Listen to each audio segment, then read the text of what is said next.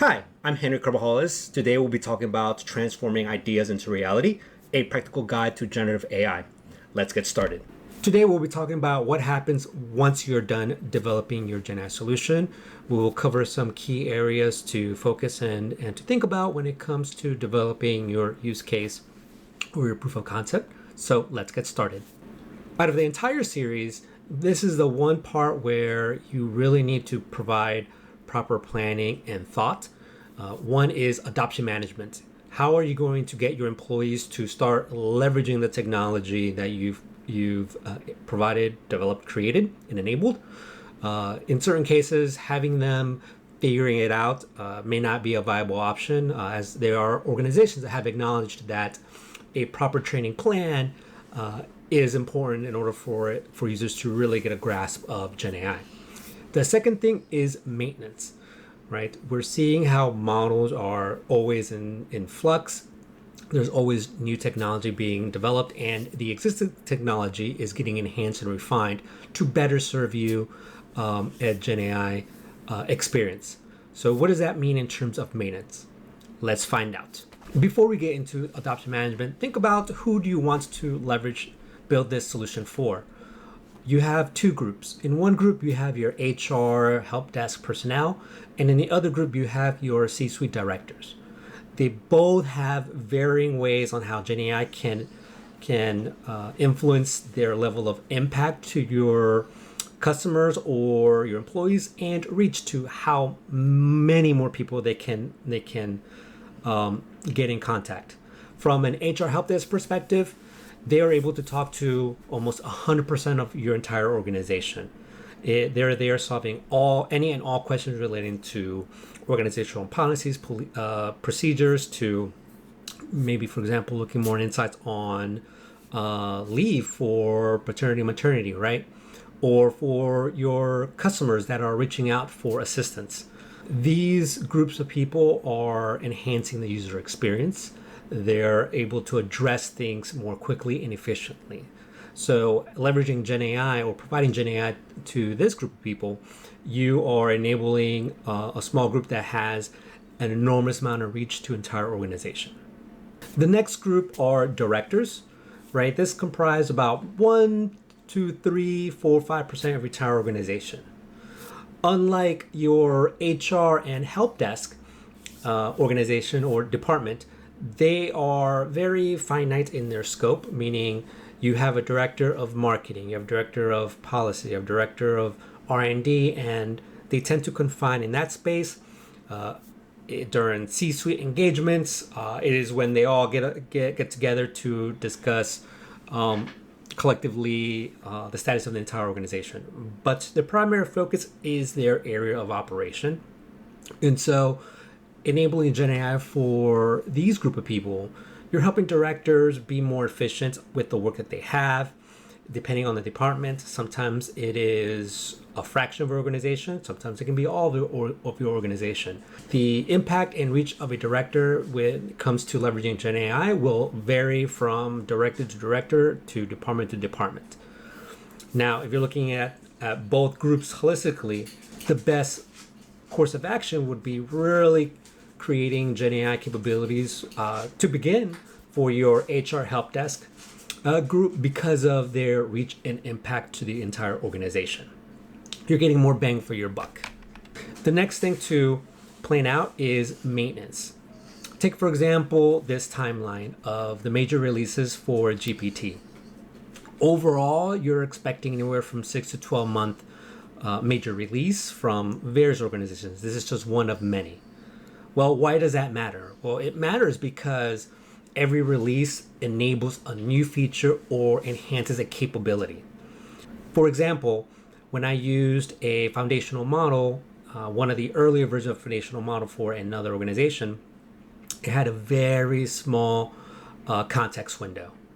Well, if you fast forward to today, context window kind of is no longer an issue. You can pretty much upload an entire movie script and ask questions against it.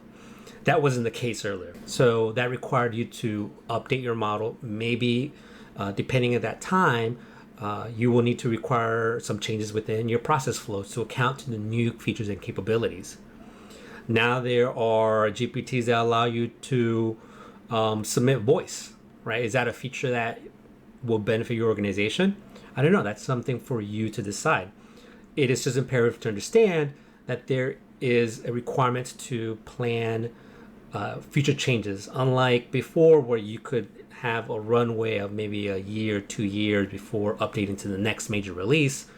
When it comes to using GenAI, especially more so on the foundational model side, you're looking at 6-12 months and really evaluating you and your team. Is it worth updating the model? What new features are enabled or enhanced?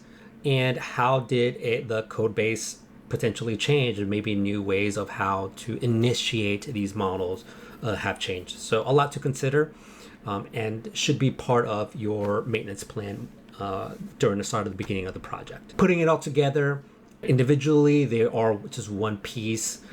You want both pieces, right? You really want to be able to create a adoption management plan that really addresses how to properly train employees to catch them up to speed, having them understand what it means to providing a meaningful prompt instead of, for example, I want a summary of this report.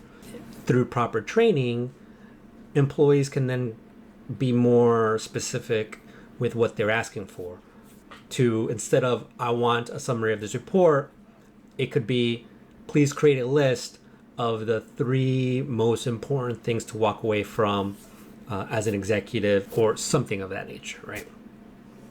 Also, how employees can better enhance your model for your data science team, right? If you're using reinforced learning human feedback, right, i.e. that icon to accept or deny whether you like the message generated or not, that has a lot of impact to the responses it creates.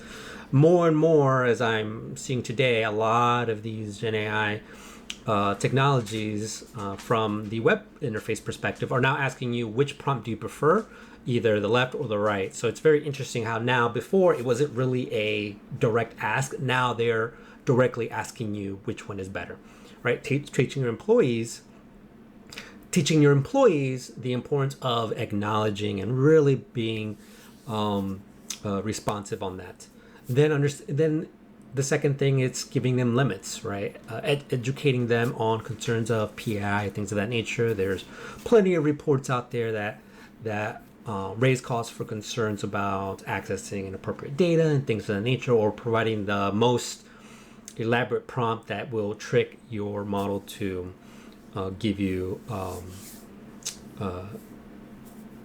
inappropriate information.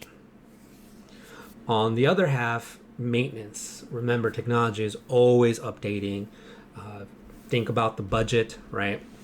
Not just from the project perspective, from just maintainability perspective. What does that mean in terms of, do you need a team of 5, 1, 2, for how long? Just from a individual perspective, from a labor perspective. Then the other budget could be hardware, right? How long are you running these services? What's the demand of these services? What are the ebbs and flows to then be able to properly gauge how to upscale or downscale availability, so in order to manage costs? Then defining or creating a mechanism that allows the organization to really evaluate the new models that are coming out, the new changes of technologies that are coming out, so that you are better equipped to address maybe potential requirements that you have to make within your infrastructure due to the changes from the technology that you're leveraging, or to capitalize on new features that these new models are providing, like voice inputs, unlike before where you were only able to provided text. Now a lot of the models provide you the capability to also include voice as an inputted response. And with that, folks, that concludes the 3-part series. Thank you for joining me. I hope you had fun and learned a lot, as I am still continuing to learn all things about GenAI.